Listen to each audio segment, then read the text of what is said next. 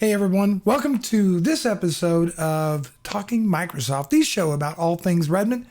I'm getting some really positive feedback from you on the show, and I appreciate your comments down below. And let everybody know if they're interested in all things Redmond and the Windows ecosystem, this show is for them. And this is also the first episode of the show in 2017, actually my first video in 2017. And that reminds me to wish each and every one of you a happy New Year. Let's get started with the first story and some Surface Pro 5 news and rumors. So getting right to it, essentially it's anticipated that the new Surface Pro 5 will be introduced somewhere in spring. Probably one of the rumors is that it will probably ship with the Redstone 2 release. We're going to talk a little bit about Redstone 2 in just a minute. Also known as the Creators Update. Remember last year we had the Anniversary Update. This year the Creators Update. We're going to go a little bit more depth about that in a little bit.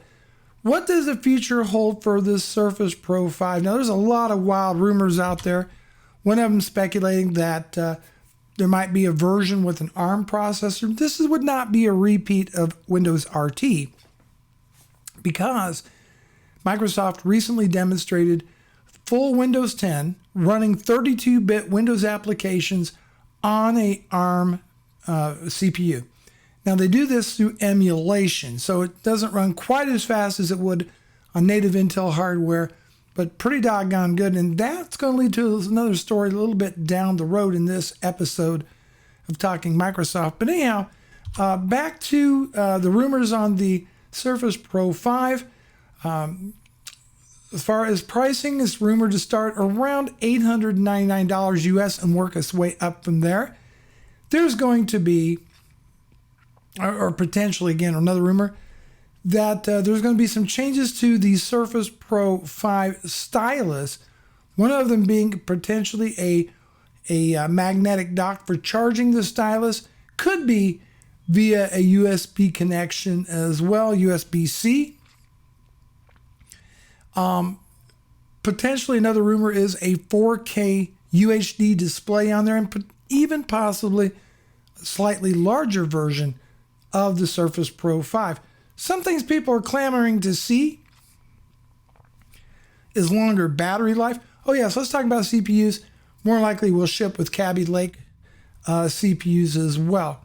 People want to see a little bit longer battery life. Bigger screen, UHD, we talked about that a little bit. Even though the Surface Pro 5 or Surface Pro 4 has something like 267 ppi, so it's razor sharp the way it is now. I don't know if 4K is really necessary on the Surface Pro 5. Maybe it's more of a marketing gimmick. I don't know, but there you go. Getting back to the right here. Hopefully it will ship with USB-C ports. We want those to be ubiquitous. We want that to be the de facto standard. It's time. It really is time. Okay, let's talk a little bit more about Redstone 2. Particularly this article popped up. Windows 10 game mode will boost performance of PC games. So what are we talking about here? Apparently, according to a tweet, someone discovered a DLL called game mode in a build number 14997, which is a Redstone 2 candidate, well, not a candidate, but a build of Redstone 2. And this DLL shows up on there. And now there's speculation this is exactly what game mode will do. Well, apparently, as I understand it, game mode will dedicate or allocate more resources when you're gaming, much like you do on a console. For example, on consoles, one of the things that they do very, very well is game developers can access the hardware in a very low level. Now, they've on Windows gaming been somewhat handicapped even by DirectX 11, up to DirectX 11, making these low-level calls to hardware, but DirectX 12 kind of changes all that. However, Windows still allocates quite a bit of resources to applications running in the background, even when you're gaming. Supposedly, game mode will change some of that and allow more resources to be dedicated to gaming. Now, the interesting question on this is, will this apply also to games purchased, say, on Steam, or will it just apply to games purchased on the Windows Store? We don't know all the details of this yet, but it does appear to be a feature that's going to be included in the Redstone 2 release coming to you this spring. Okay, let's talk about Redstone 2. Redstone 2 is also known as the Creators Update, and that's supposed to arrive in spring 2017. I think that's the time that the new Surface Pro 5 will be introduced. One of the big takeaways from the Creators Update is going to be 3D for everybody. Microsoft is getting into making a huge bet on 3D in this upcoming build, including a new Paint 3D application, as well as an application for your phone, your, let's say, iOS, Android, Windows phone, that allow you to scan an object and then create a 3D model within Windows. Now, what do you do with this 3D model? Well, you can then use this in augmented reality, virtual reality, etc. And Microsoft is also working closely with partners such as Dell, HP, and others to create affordable virtual reality or augmented reality headsets somewhere down the future, because you know Oculus Rift and all those are very, very expensive, including Sony VR stuff. We're talking prices starting around $299, and you'll be able to use and build your own 3D models using the 3D application in the Creators update of Windows 10. So good stuff if you're interested in this virtual reality, augmented reality world. So really good stuff right there. Microsoft is actually banking very, very heavily on there. And right here, according to the article, most excitingly though, Microsoft is partnering with Acer, Asus, Dell, HP, and Lenovo to create mainstream mixed reality headsets that'll work without any additional tracking hardware that needs to be placed in the room. Zero need for a separate room. Zero need for a complicated setup. They'll include cameras so they're capable of mixed reality. But think Pokemon Go in a headset. Very, very cool stuff. Definitely going to be much more aggressive on pricing than Oculus Rift or HTC Vive. Very, very cool stuff. And on here, it actually goes some of the specifications to work with these headsets. Minimum of Intel Mobile Core i5, Intel integrated HD graphics 620, 8 gigs of RAM, HDMI 1.4, and also HDMI or HDMI 2.0. When you can get up to 90 hertz refresh rate on that. Pretty good stuff. A little bit of prioritization with my people. Not really going to go into that. Game broadcasting right here. Game broadcasting for Windows 10 and Xbox One. So Microsoft's Game DVR feature, which already can record a video of your gameplay in the background, can upload social services, is gaining a broadcast button that will allow you to broadcast your gaming to your friends in the Xbox Live community. That may prove to be very, very popular. Other gaming improvements on here, again, we talked about the game mode on there. Also, Microsoft is bringing some advanced sound with the Dolby Atmos professional sound system. Well, that's kind of cool. Improvements to Microsoft Edge, new features to Cortana, and some general kind of cool geeky stuff, including making PowerShell the default when you run, instead of, when you go to the command prompt, you're going to be getting PowerShell. Improvements in Symlinks, Hyper-V display scaling, and other features, including a new UI for Windows Defender. All good stuff. So this has got to be a shocking surprise to some people, and that is that the Microsoft Surface Studio is actually selling way better than anticipated. Now, mind you, Microsoft initially thought they were going to ship only 15,000 units. These machines sell between $3,000 to $4,200. So they're really high-end computers, okay? Microsoft didn't expect to sell too many, but yet they sold twice as many than what they've anticipated. And this is because, and I think in no small part, that people are getting a little upset with Apple's lack of innovation, and they like what they see with the Microsoft Studio. Now, looking at some reviews of these things, personally, I don't see any use for one myself, but some creatives might. I think the biggest disappointment in there. There's still, for their top of the line machine, still uses an NVIDIA GTX 980M processor. This is a $4,200 computer. You would think it'd be using at least the mobile version of the GTX 1080, and it is not. Also actually uses a kind of a hybrid hard drive with a 5,400 RPM spinning drive. This is a $4,200 computer. That's not good, but it is definitely an innovative design, and it shows that there is a big market for devices aimed at creatives. So just putting it out there to the iMac fans out there. This is something that shows Microsoft's ability to innovate in a big, big way. Anyhow, these are selling way better than anticipated, 30,000 units. And so I think Microsoft's done something really, really smart with this device. Not for everybody. This machine is definitely not for everybody, but for creative professionals looking for a premium machine.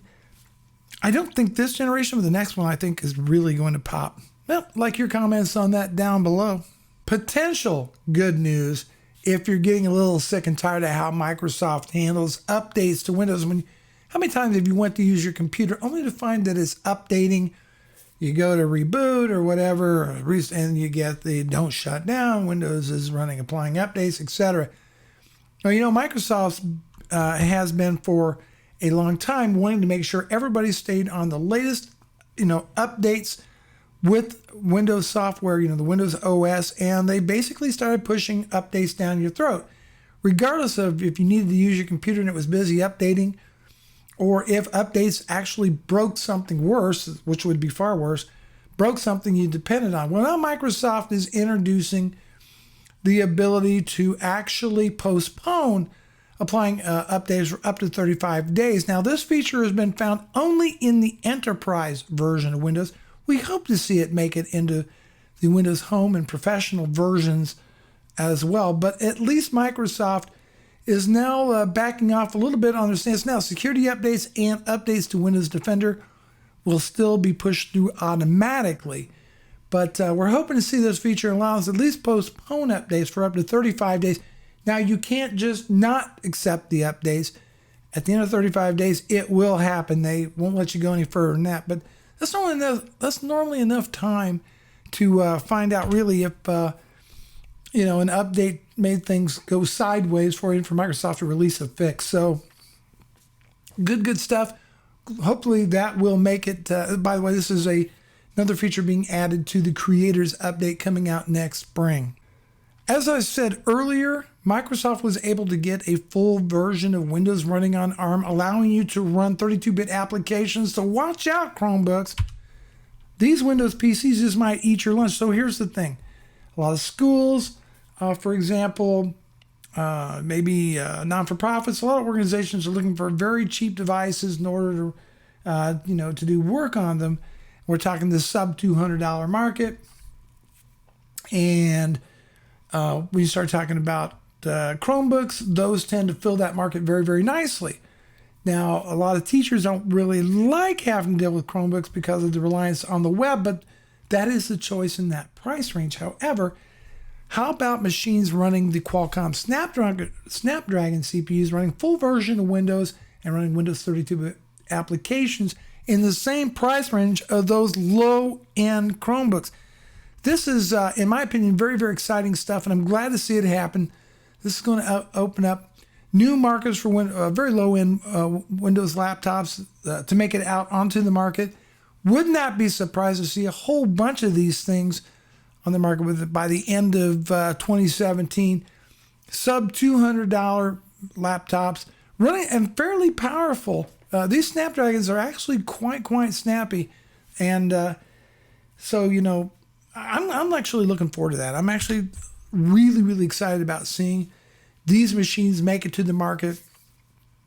People being able to run Windows and full-blown applications on these things rather than handing them a Chromebook and saying, okay, everything's got to be web-based. So I think it's great news conceptually. Now, the thing to keep in mind is that there is no 64-bit version of Windows running in emulation mode on these ARM CPUs at this time. That's not to say this cannot happen somewhere down the road. It would not be the beginning of the year unless we look back on what are the best gaming PCs on the market in at this time. End of December, now we're January the 1st, 2017. What's the best gaming PCs out there? Now, please, for those of you who's going to say, the one you build yourself, maybe. Not everybody has the time, money, or inclination to build their own PC. So if you're in the market for a gaming PC, which ones should you be looking at? And here are the ones recommended by PC Magazine as of the time of this recording. And we start off with the Dell XPS Tower Edition starting at $949. And this is a kick. The Alienware Aurora, with starting price is $799. You're not going to want that version of it. Actually, the one that's tested by PC Magazine, I think, was like $3,600. You go to the Acer Predator, the G1710, followed by the Asus ROG GT51, the Origin Chronos VR for $1,722, the Origin Genesis 2016 edition for $1,832, Digital Storm Aurora $2,000, Falcon Northwest Talon for $1,771, Velocity Micro Raptor Z95 for $1,999, and the HP Omen X.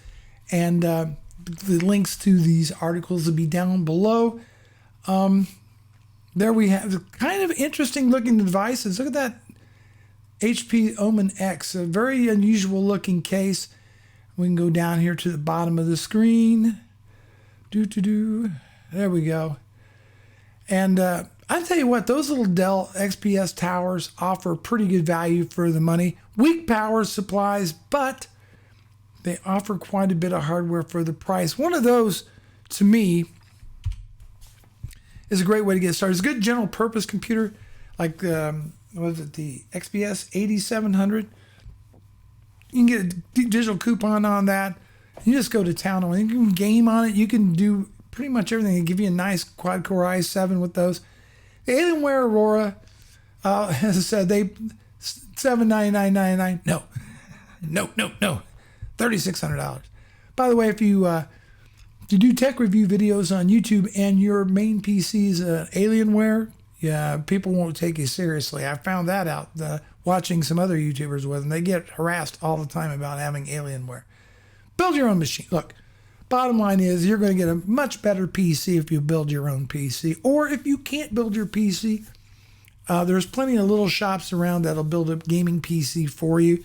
Maybe charge you a couple $100 for their time. And then you've got a clearly superior computer. But not saying that some of these can't be decent deals on there or well-built machines for the price. Give me your opinion. Your opinion. Build it yourself or pre-built. Which do you prefer? I mean, there's advantages to pre-built, right? One company to deal with for the warranty, right? That is one advantage of a pre-built machine. Sometimes with coupons and sales, you might be able to get a nice computer for the same price or maybe even a little less than building yourself. That has been known to happen if you're willing to compromise, depending on your budget. So there are some benefits to a pre-built computer. But what do you think? Anyhow, let me know in the comments down below. And that wraps up this installment of Talking Microsoft. Talk to you later.